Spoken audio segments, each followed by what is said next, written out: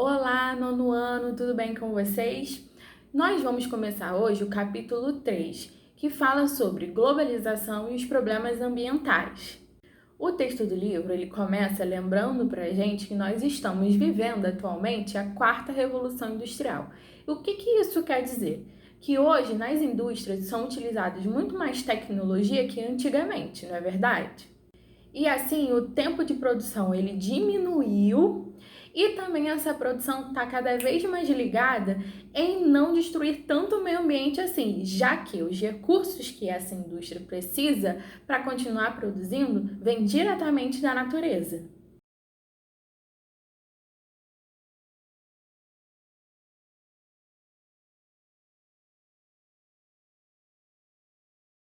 E aí, como que isso acontece? As indústrias, então, elas se propõem a pensar de uma forma mais ecológica, respeitando as regras do meio ambiente, tirando poucos recursos da natureza, mas ainda assim esses recursos são retirados e tem atingindo cada vez mais a natureza de uma forma não tão boa assim. Nós conseguimos ver isso pela quantidade de lixo que são produzidos pelas indústrias e pelas casas, como é o caso do Brasil.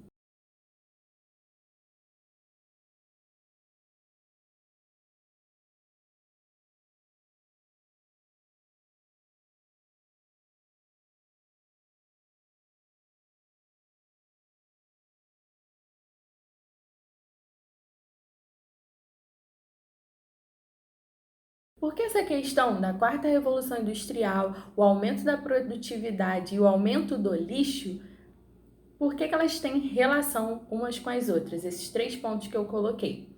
Porque simplesmente a quarta revolução industrial, ela está preocupada também, de uma forma negativa, em fazer com que você compre mais, com que você se torne consumista.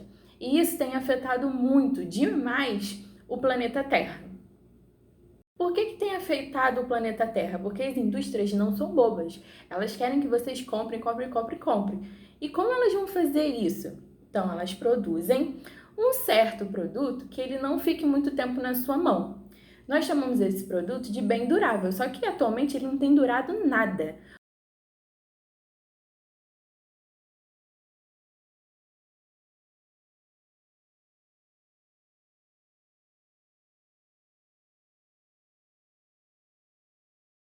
Porque sempre depois de um período surge um novo produto em cima desse, com novas tecnologias, que tira a foto de um jeito diferente, e aí novas programações vão surgindo, fazendo com que você esqueça aquilo, o produto que você tem, coloque ele de lado e compre um melhor, que faça coisas que o outro não fazia.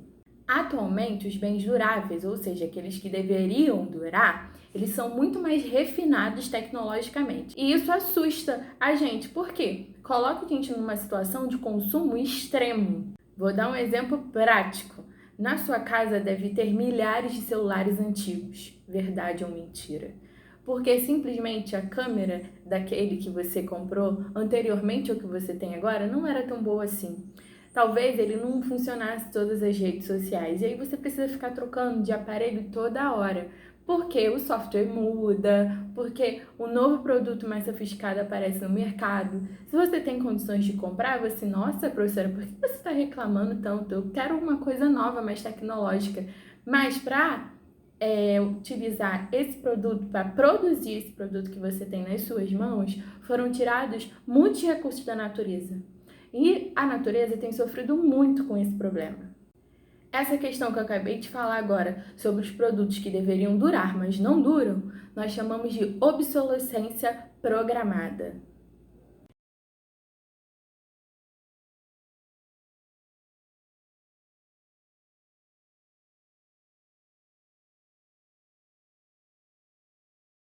E o mundo vive nessa cultura do consumismo. Praticamente todas as culturas têm essa questão do hábito de consumo exagerado. Isso precisa parar agora.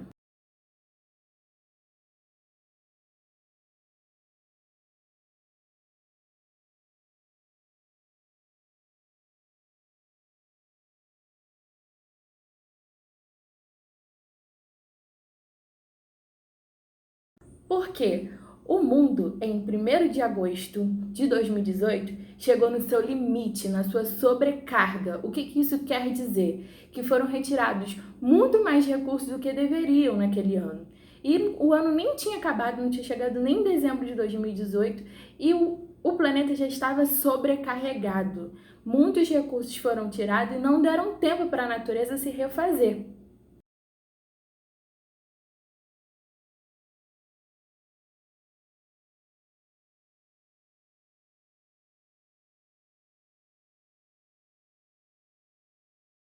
E se a gente pegar esse assunto para o momento que nós estamos vivendo agora, onde as pessoas estão em casa, estão produzindo menos lixo, as fábricas estão sem seus funcionários, então também não estão produzindo tanto, os ônibus não estão na rua, nem muitos carros liberando muito CO2, o que tem acontecendo? Parece que o mundo está se regenerando.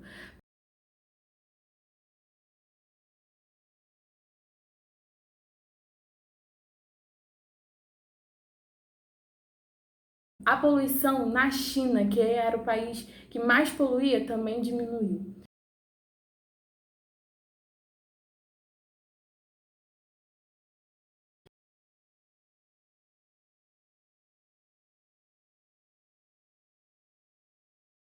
E agora chegou o seu desafio. Eu quero saber qual é a marca que você tem deixado no mundo. Se você está vivendo de uma maneira consumista, se você tem pensado, repensado nas coisas que você tem, daquilo que você precisa ou não para viver.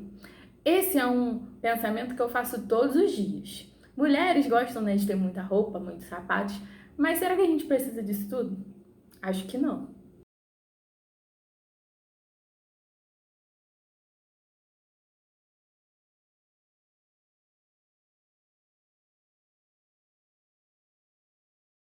E aí, a fim de saber como é a pegada de cada um no mundo, para saber o quanto que você gasta, o quanto que você polui, como está o seu hábito de vida para que o planeta Terra continue vivendo, foi criado um termo chamado de pegada ecológica.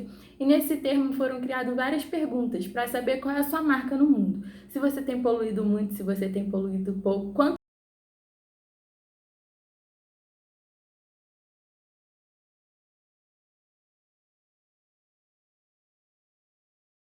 Professora, mas só eu que tenho que tomar essa providência? E os governantes e os presidentes de todos os países do mundo, ninguém se coçou nem um dia? Gente, isso só aconteceu em 1970. Depois de destruir quase tudo, de criar várias indústrias poluidoras, em 1970 eles se ligaram que deveriam convidar os países em uma conferência para conversar sobre o meio ambiente. Muito tarde, não foi? Mas aconteceu, graças a Deus.